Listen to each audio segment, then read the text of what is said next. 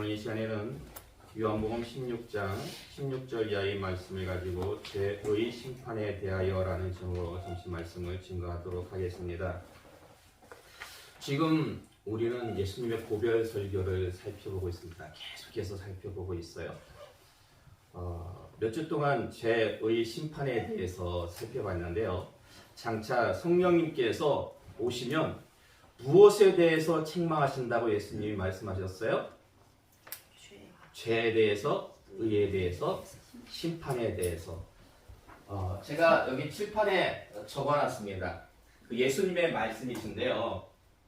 자, 예수님께서 죄와 의와 심판에 대해서 성령님이 장차 오시면 책망하실 것이다 라고 말씀하셨고요. 그 내용을 보면은 죄에 대한 내용은 예수님을 믿지 않는 겁니다. 근데 예수님을 믿지 않는다라는 것은 성경 말씀 전체를 놓고 볼 때 사랑하지 않는다라는 거예요. 누구를 사랑하지 않는다는 거예요? 누구를? 예수님만 사랑하지 않는 게 아니고요. 여러분 주변에 누가 있어요? 형제, 자매도 사랑하지 않고, 그리고 예수님을 이 땅에 보내주신 분이 누구예요? 하나님이죠.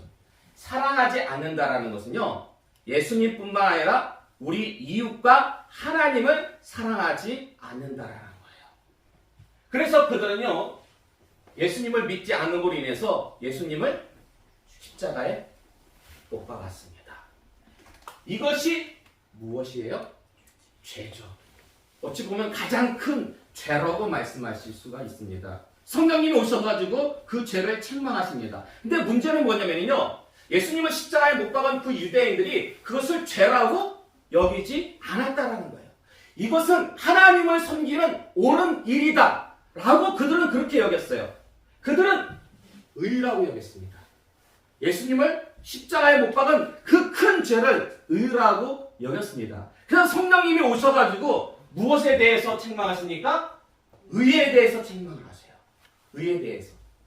근데 예수님께서 뭐라고 말씀하시냐면, 의에 대해서 말씀하시면서 그 내용은 예수님이 아버지께로 간다라는 거예요. 예수님께서 아버지께로 간다. 자, 십자가에 못 박히신 예수님이 성부 하나님께 가려면 어떤 과정을 거쳐야 됩니까? 먼저 부활하셔야죠. 부활하신 다음에 저 하늘로 가기 위해서 승천하셔야 된다는 거예요. 아버지께로 간다는 것은 바로 예수님의 부활과 승천을 의미합니다. 근데 이게 도대체 의와 무슨 상관이 있는 걸까요? 자, 보세요. 예수님을 누가 부활시키셨습니까? 예수님을 하나님이 부활시키셨죠. 왜 하나님이 예수님을 부활시키셨습니까? 예수님이 의이기 때문이었습니다. 예수님이 의롭고 의인이기 때문에 예수님을 부활시키사 예수님은 하나님의 승천하셔서 우편에 계시는 거예요. 예수님이 의롭다라는 것은 반면에 이스라엘은 뭐하다? 불의하다라는 거죠. 불의하다라는 거죠. 그래서 성령이 오셔가지고 책망하십니다. 죄에 대해서, 예수님을 믿지 않으로 십자가에 못 박은 것에 대해서, 그리고 예수님께서 부활하심에 대해서 책망하신다라는 거예요. 그런데요, 이 불신과 불의에 대한 이스라엘의 책망은요, 더불어서 마귀에 대한 심판의 말씀이기도 합니다. 계속해서 예수님께서는 심판에 대해서 말씀하십니다. 심판에 대하여라 함은 이 세상 임금이 심판을 받았다라는 것입니다. 이 세상 임금이 누굽니까? 바로 마귀죠. 공중권세 잡은 자 마귀. 근데 마귀의 권세, 마귀의 가장 대표적인 무기는 두 가지입니다. 무엇과 무엇입니까? 죄와 사망입니다. 근데 그 죄와 사망이 무너져요. 어떻게 무너집니까? 자, 죄가 뭡니까? 죄는요, 예수님을 믿지 않는 거예요.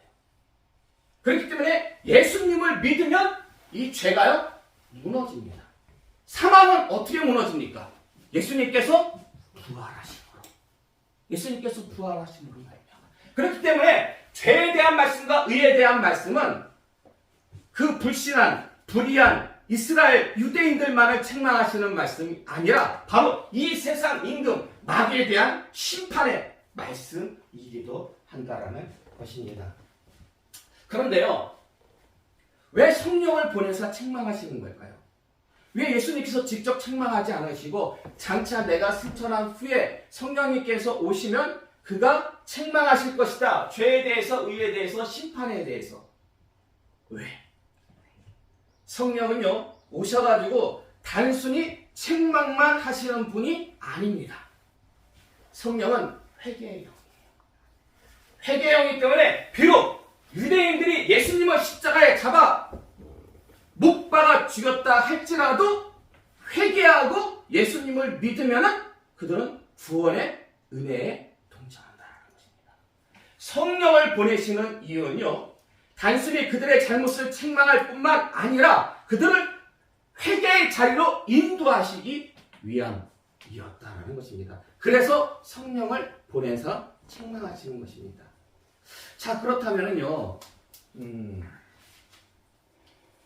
심판의 대상은 누굽니까? 이 세상의 임금, 마귀잖아요. 마귀도 회개하면 구원받을 수 있을까요? 어떨 것 같아요, 여러분? 예? 마귀도 회개하면 구원받을 수 있을까요? 이게요, 뭐 별거 아닌 문제 같고, 에이 뭐 질문도 그런 질문 하시냐? 실제로 초대교회 때는요, 초대교회 교부 중에 아주 유명하신 분이 있어요. 예. 근데 이단이 아니에요, 그분이. 근데 그분이 너무 하나님의 사랑에 깊이 들어가가지고 그분은 어떤 주장까지 했냐면은 마귀도 결국 궁극적으로 하나님께서는 너무나 사랑하시기 때문에, 사랑이기 때문에 결국에는 마귀도 구원하신다. 너무 사랑에 치우쳐가지고. 근데 그건 이제 우리가 교리적으로 우리는 인정하지가 않죠. 자, 요한복음 16장 9절에서 11절의 말씀 한번 볼까요? 요한복음 16장 9절에서 11절에 여러분 그 주보 참고하시면 돼요. 우리 함께 봉독할까요? 시작. 죄에 대하여라 함은 그들이 나를 믿지 아니하며 의에 대하여라 함은 내가 아버지께로 가니 너희가 다시 나를 보지 못하며 심판에 대하여라 함은 이 세상 임금이 심판을 받았습니다. 아멘.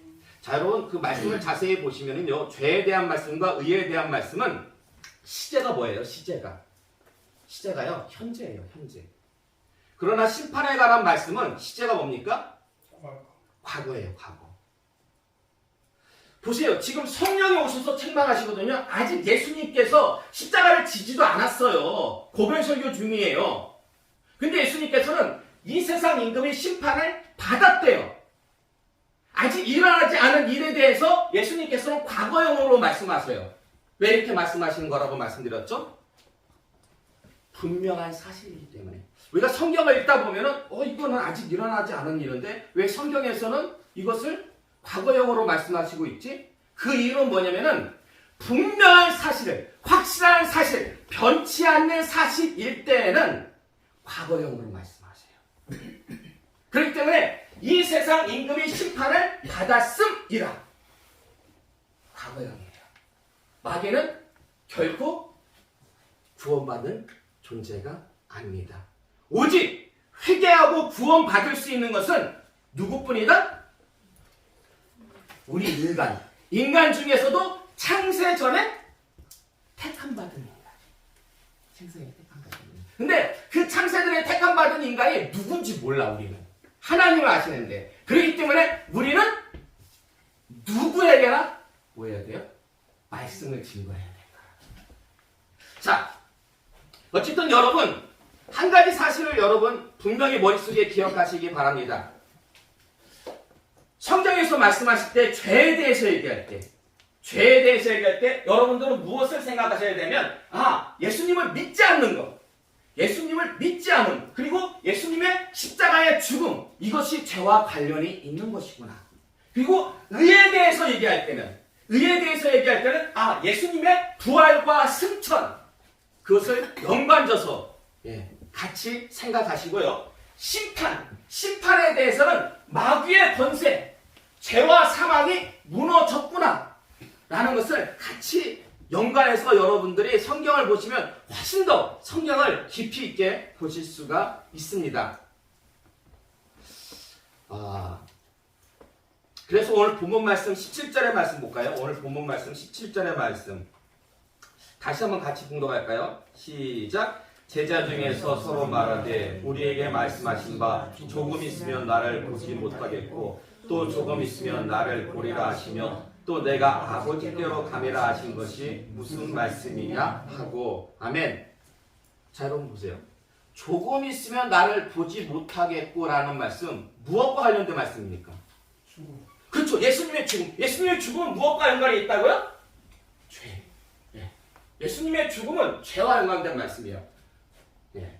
그러면 또 조금 있으면 나를 보리라는 것과 아버지께로 간다라는 말씀은 무엇과 관련된 거예요? 부활과 승천. 부활과 승천. 즉 의에 관한 말씀이에요. 의에 관한 말씀. 예. 따라서 오늘 본문에 죄와 의에 대한 말씀이 직접적으로 나오지는 않았지만 간접적으로 나온 거잖아요. 간접적으로. 근데 여러분, 성경에서 간접적으로, 직접적 혹은 간접적으로 이렇게 반복해서 그 말씀을 이렇게 하시는 가장 큰 이유가 뭔지 아십니까? 강조할 때 그래요. 강조할 때 말씀을 반복해서 해요. 근데 지금 예수님도 지금 간접적으로 말씀을 반복해서. 그러면 2번 반복한 게 아니라 만약에 3번 반복하면 어떻다는 거예요? 더욱 강조한다라는 거예요. 더욱 강조. 그래서 20절의 말씀 볼까요? 20절의 말씀 보시면요. 우리 함께 봉독할까요? 시작. 내가 진실로 너희에게 이르노니 너희는 곡하고 애통하겠으나 세상은 기뻐하리라. 너희는 근심하겠으나 너희 근심이 도리어 기쁨이 되리라. 아멘. 자, 제자들이 곡하고 애통하는 이유가 무엇 때문입니까? 곡하고 애통하는 이유. 제자들이 예수님이 돌아가시니까. 예수님이 돌아가셔가지고. 예수님의 돌아가심은 무엇에 관한 말씀이에요? 지금 죄에 대한 말씀이에요. 자, 그리고 세상이 기뻐하는 이유는 예수님을 불신한 유대인들이, 특별히 종교 지도자들이 예수님을 시기했기 때문에 예수님의 죽음을 기뻐합니다. 그리고 이 일로 말미암아 제자들은 잠시 근심하지만 그러나 근심이 도리어 기쁨이 된대요. 근심이 바뀌어 기쁨이 된대요. 왜 근심이 바뀌어가지고 기쁨이 됩니까? 왜? 예수님께서 부활하시고 승천하심으로 말미암아 누구를 보내주시기 때문에? 성령을 보내주시기 때문에. 그러니까 지금 계속해서 예수님께서는 죄에 대한 말씀과 의에 대한 말씀을 계속해서 지금 반복해서 말씀하고 있는 거예요. 너희가 잠시 곡하고 애통하겠지만은, 근심하겠지만, 그러나 그건 잠시 잠깐이고 그것이 변해가지고 너희에게 기쁨이 될 것이다. 예수님께서 부활하시고 승천하사 성령을 보내주심으로 말미암아. 근데 여러분 21절의 말씀 볼까요? 21절의 말씀 다 같이 함께 봉독하겠습니다. 시작. 여자가 해산하게 되면 그때가 이르렀으므로 근심하라. 아기를 낳으면 세상에 사람난 기쁨으로 말미암아 그 고통을 다시 기억하지 아니하느니라. 아멘. 자, 지금 예수님께서요, 근심이 변해서 기쁨이 되는 원리를 해산의 비유로 말씀하십니다. 해산의 비유로. 그러니까 여러분, 지금 예수님께서는 죄에 대한 말씀과 의에 대한 말씀을 총 몇 번 말씀하시는지 아세요? 비유까지 합쳐가지고 4번이나 말씀하십니다. 2번만 말씀해도 이건 엄청난 강조의 말씀인데 이 말씀을 지금 4번이나 비유까지 포함해가지고 말씀하신다라는 거예요. 지금 엄청나게 강조한다라는 거예요. 엄청나게 강조한다라는 거예요. 예수님의 말씀 사역, 공생의 사역 가운데에서 그 말씀의 백미는 산상수훈이에요. 근데 그 산상수훈 가운데에서도 백미는 팔복에 관한 말씀입니다. 뭐 비교하는 건 아니지만은 그 산상수훈 못지않게 중요한 말씀이 예수님의 고별설교예요. 그러니까 예수님이 초기 사역을 하시면서 주셨던 말씀이 산상수훈의 말씀이라면 사역을 마무리하면서 주신 말씀이 고별설교예요. 근데 그 고별설교에 있어서 우리가 쭉 살펴봤지만 이렇게 강조하는 말씀이 없었어요.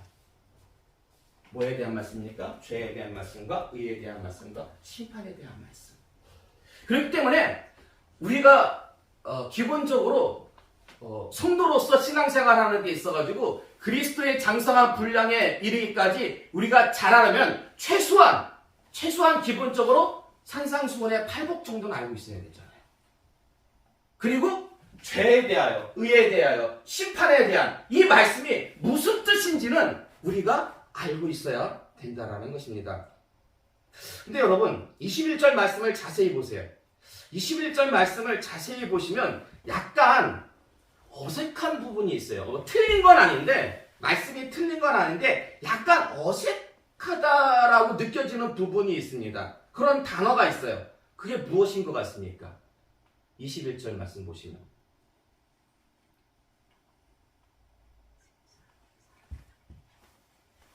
뭔가 약간 이런 표현은 잘 우리가 쓰지 않는데 뭐예요? 그렇죠.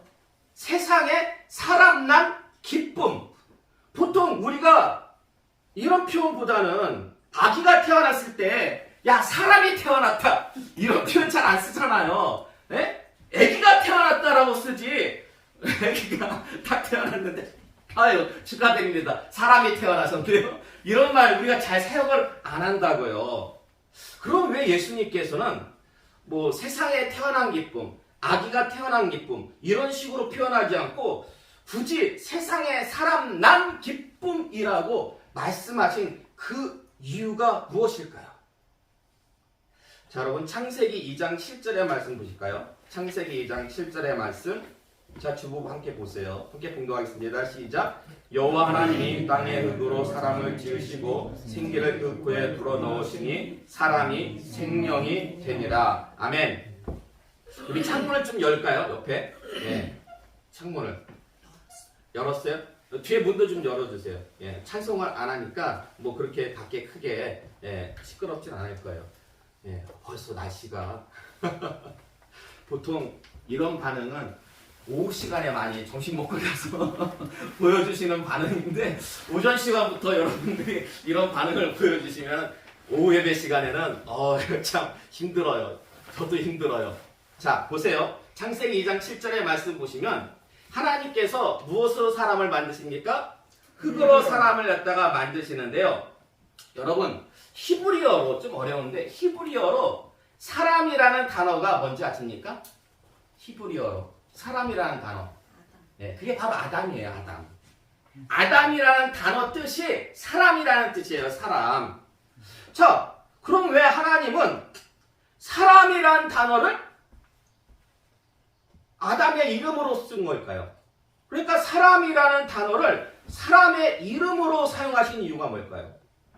아버님이 계신데 저를 낳고서는 제 이름을 갖다가 사람이라고 지은 거예요. 정사람. 근데 여러분 주변에 혹시 사람 혹은 인간 뭐 그런 이름을 가지신 분 있습니까? 없죠. 없어요. 근데 왜 하나님께서는 아담의 이름을 사람이라고 지으신 걸까요? 바로 대표성과 포괄성 때문에 그렇습니다. 학자들은 그렇게 얘기해요. 대표성과 포괄성. 아담은 모든 인간을 어찌한다? 대표합니다. 그리고 모든 인간을 포함합니다. 그래서 선악과 범죄를 아담이 대표로 나는 여러분 선악과 구경이라도 했습니까? 냄새 맡아봤어요? 근데 왜 나한테 보지도 못한 나한테 원죄가 주어지는 겁니까?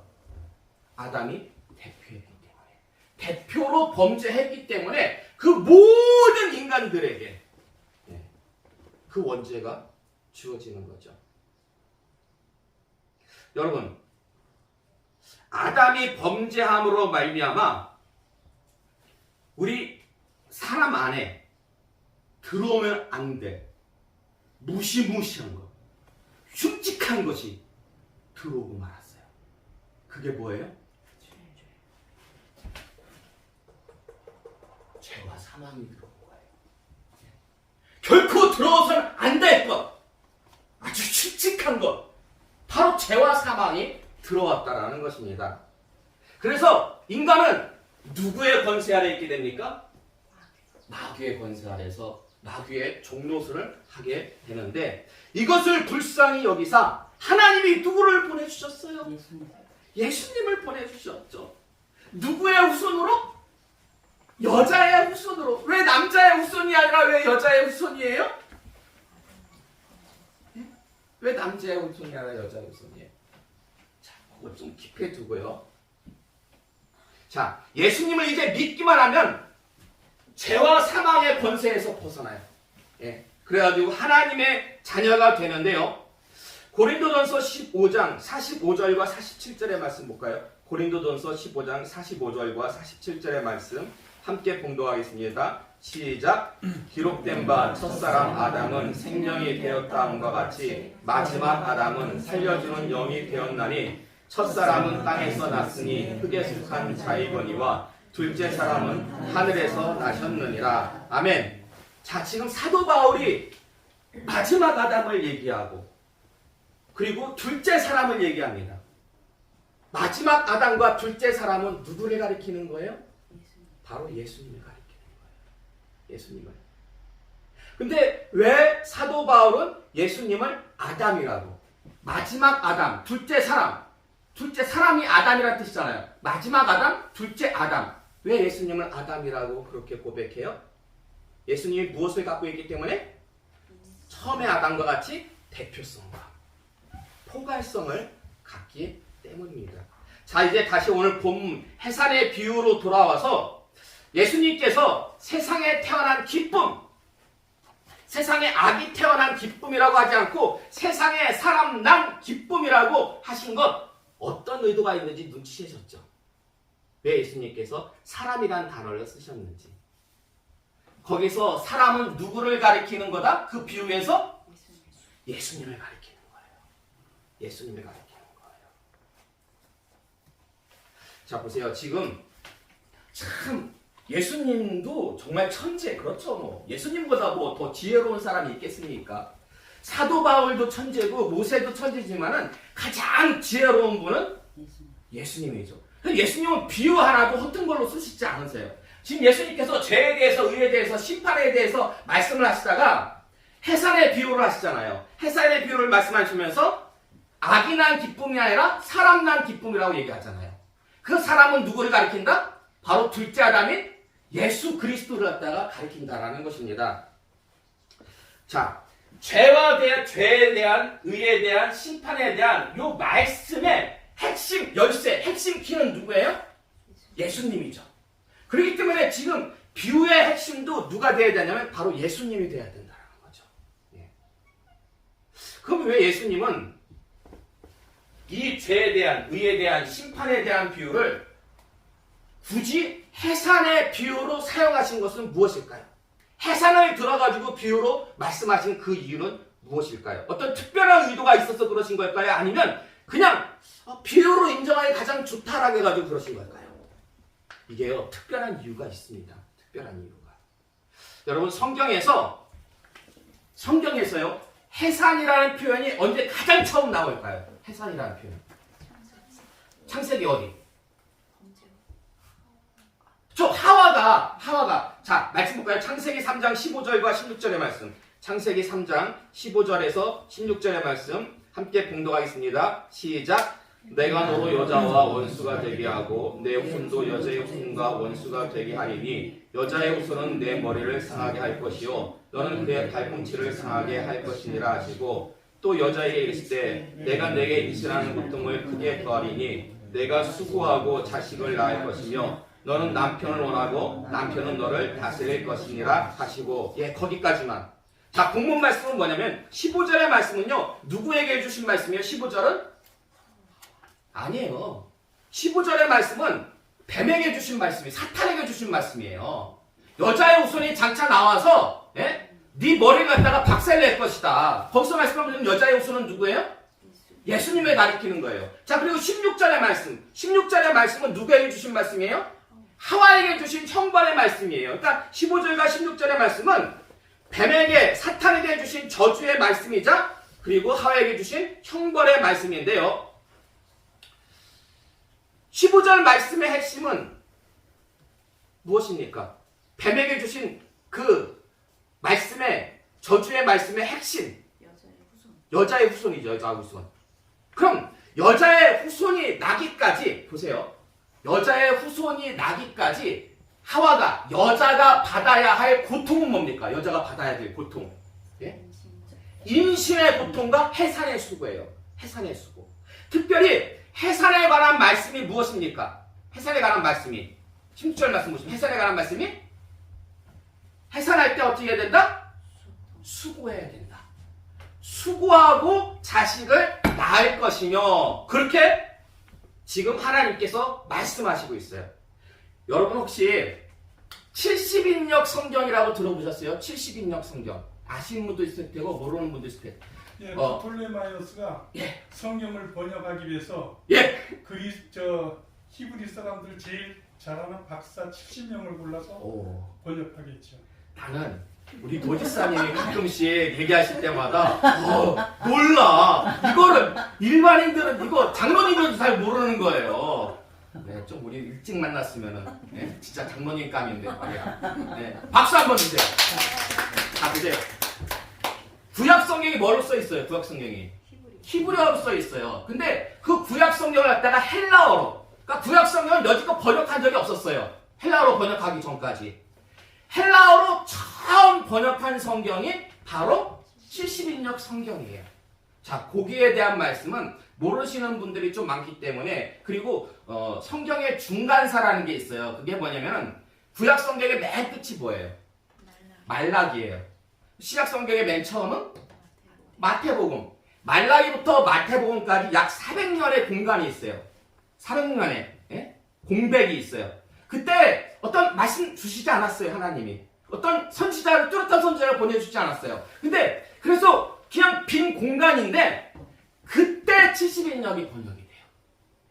그리고 그때에 막 세계 정세가 엄청나게 막 변해요. 그래가지고 신약 예수님 당시에 엄청난 사회적인 문화적인 배경이 됩니다.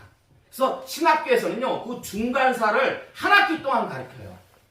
근데 우리 그렇게까지 살펴볼 수 없으니까 오후 시간에 잠시 살펴보도록 하겠습니다. 자, 어쨌든 중요한 건 뭐냐면은 히브리어 성경을 갖다가 헬라어 성경으로 바꾼 거예요. 히브리어를 갖다가 헬라어로. 그래서 그 70인역 그 헬라어로 보면은 창세기 3장 16절의 말씀과 오늘 해산의 비유 있잖아요. 해산의 비유. 그 해산의 비유의 말씀에 그 단어의 어근이 같아요. 단어의 어근이. 여기 써놨죠? 창세기 3장. 그러니까 다 헬라어로 본 거예요. 헬라어. 신약성경 원래 헬라어로 돼 있으니까. 그래가지고 구약성경을 갖다가 헬라어로 번역한 70인역을 보면 수고하라는 말씀이 그 해산의 비유에 나오는 근심. 나을 것이라는 말씀은 해산. 어근이 같기 때문에 같은 단어라고 봐도 무방합니다. 이로 볼 때 보세요. 예수님께서 죄에 대해서, 의에 대해서, 심판에 대해서 비유를 해산이라는 것을 가지고 비유를 드신 이유는요. 어떤 예수님의 대표성과 포괄성만을 의미하는 것이 아니라 예수님께서 누구의 후손으로 오신?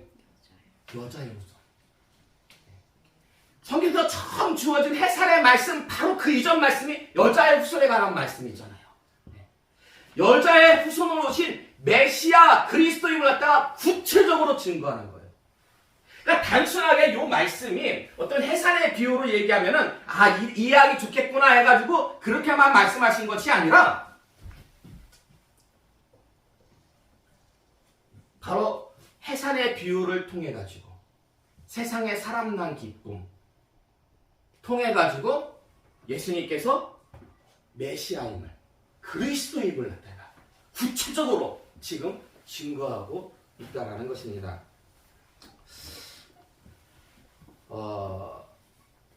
여러분 그 창세기 3장에 해산에 관한 말씀이 처음 나온다면은 성경에서 해산에 관한 말씀이 맨 마지막으로 나오는 건 어디 나올 것 같아요?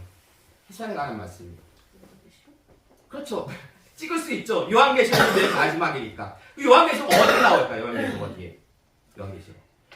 요한계시록 12장 12장 1절에서 2절의 말씀 볼까요? 요한계시록 12장 1절에서 2절의 말씀.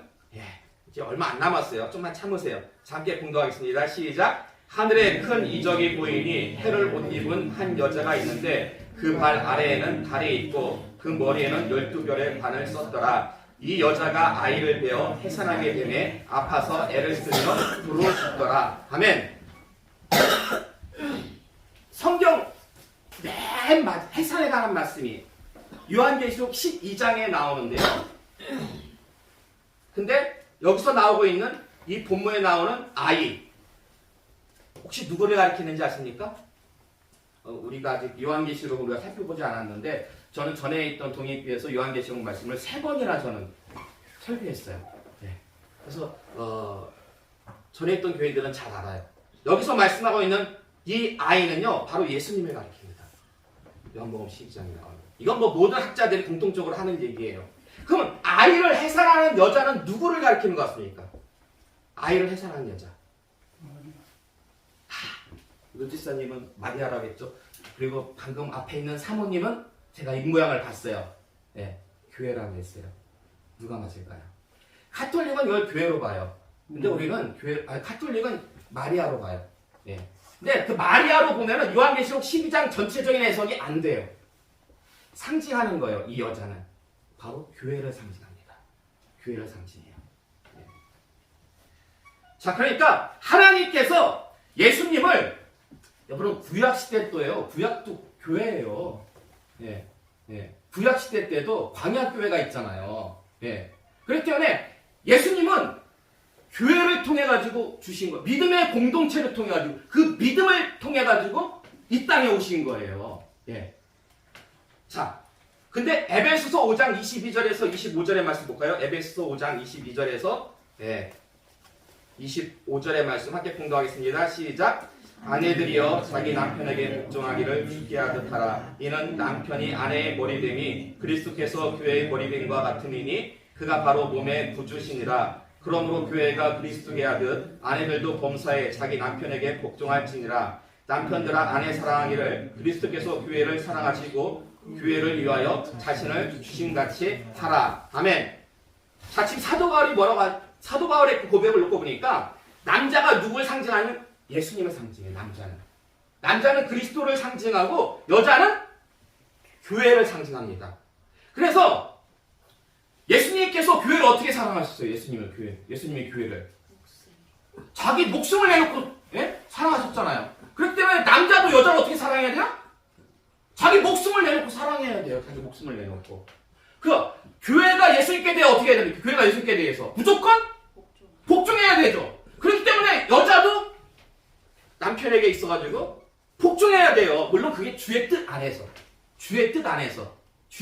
무조건 복종해야 된다는 것입니다. 자, 그런데요, 제가 왜 이 말씀을 봤냐면 계시록 12장과 에베소서 5장의 말씀을 놓고 볼 때에 창세기 3장 16절의 말씀은 이렇게도 해석이 가능한데, 여러분 그 주보에 그 창세기 3장 15절과 16절의 말씀 거기 그 뒷부분에 보면은 그 빗금으로 사선 셔자로 제가 그 16절 말씀 뒤에 그거 제가 번역해서 놓은 거예요.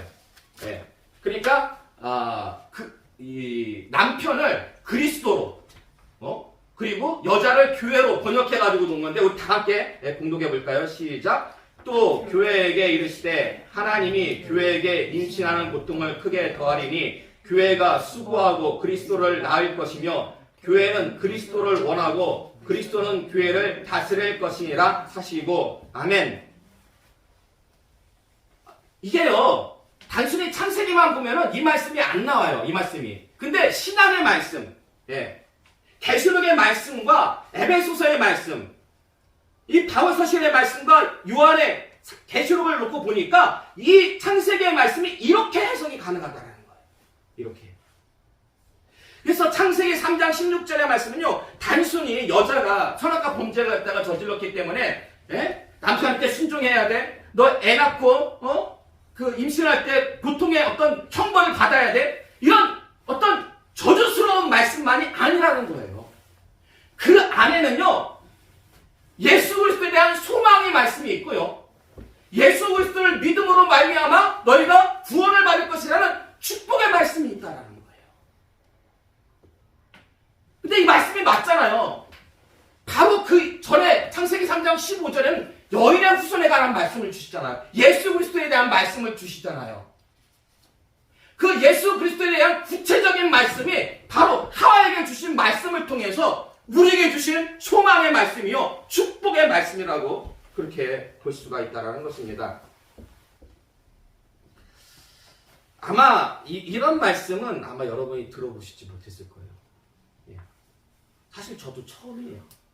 제가 설교하면서도 예. 말씀에 어떤 은혜를 주셔가지고 이게 신앙의 말씀이 이렇다면은 구약의 말씀도 이렇게 했구나. 제가 감사한 거는 제가 학교 다닐 때 제 은사, THM, THD 다 저를 가르쳤던 분이 차현배 교수님이에요. 근데 그 차현배 교수님이 늘 하시는 말씀이 있어요. 성경은 성경으로 풀어라. 성경은 사색하면서 푸는 게 아니다. 성경은 항상 말씀으로 풀어야 된다. 참 너무나 감사해요. 그러니까 단순히 특히 이 자리에 오늘 오신 여자분들 너무나 감사하지 않습니까? 이 창세기 3장 15절의 말씀, 이게 여자에게 주신 이 어떤 저주의 말씀, 형벌의 말씀으로만 이게 알았는데 아니네? 이 안에 그리스도에 대한 소망이 있고 이 안에 구원에 관한 축복이 있네? 얼마나 귀한 말씀입니까? 그 원인을 따지고 올라가다 보면 다 하나님의 사랑이죠. 하나님의 사랑. 자, 그 하나님의 사랑에 여러분 보답하려면 어찌 해야 되겠습니까? 그 하나님이 보내주시는 성령님의 인도하심에 순종하시기 바랍니다. 우리가 순종해야 돼요. 성령님의 인도하심에 순종해야지 장차 주님 앞에 섰을 때 우리가 죄에 대하여, 의에 대하여, 심판에 대하여 책망받지 않습니다. 성령님 보내주심으로 말미암아 지적할 뿐만 아니라 인도하신다고 했잖아요. 회개로. 계속해서 지금도 인도하세요. 예수님의 제자들만 인도하시고 주님 오실 때까지 계속해서 인도하십니다. 그렇기 때문에 여러분 성령님의 인도하심에 무조건 순종하시기 바랍니다. 그래서 장차 주님 앞에 섰을 때에 이로 인해 가지고 책망받는 인생들이 아니라 주님부터 칭찬받는 그런 복된 여러분 다 되시기를 주님의 이름으로 축원합니다.